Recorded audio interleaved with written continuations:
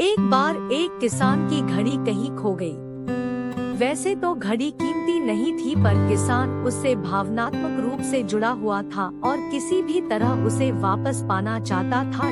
उसने खुद भी घड़ी खोजने का बहुत प्रयास किया। कभी कमरे में खोजता तो कभी बाड़े तो कभी अनाज के ढेर में, पर तमाम कोशिशों के बाद भी घड़ी नहीं मिली।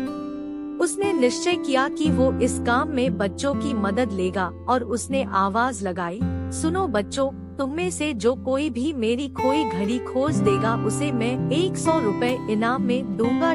फिर क्या था, सभी बच्चे जोर शोर दे इस काम में लगा गए। वे हर जगह की खाक छानने लगे, ऊपर नीचे, बाहर, आंगन में, हर जगह, पर घंटों बीत जाने पर भी घड़ी नहीं मिली।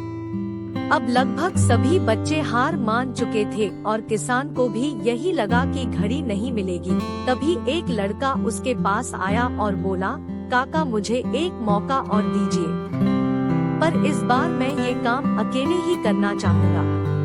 किसान का क्या जा रहा था, उसे तो घड़ी चाहिए थी।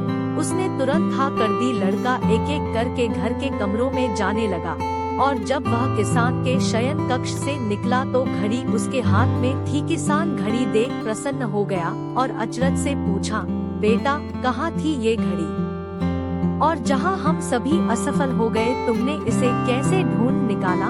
लड़का बोला, काका मैंने कुछ नहीं किया, बस मैं कमरे में गया और चुपचाप बैठ गया और घड़ी की आवाज पर ध्यान केंद्रित करने लगा। कमरे में शांति होने के कारण मुझे घड़ी की टिक टिक सुनाई दे गई, जिससे मैंने उसकी दिशा का अंदाजा लगा लिया और अलमारी के पीछे गिरी ये घड़ी खोज निकाली।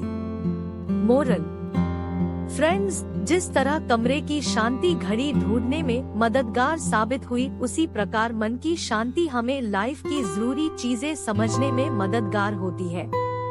हर दिन हमें अपने लिए थोड़ा वक्त निकालना चाहिए, जिसमें हम बिल्कुल अकेले हों, जिसमें हम शांति से बैठकर खुद से बात कर सकें और अपने भीतर की आवाज को सुन सकें। तभी हम लाइफ को और अच्छे ढंग से जी पाएंगे।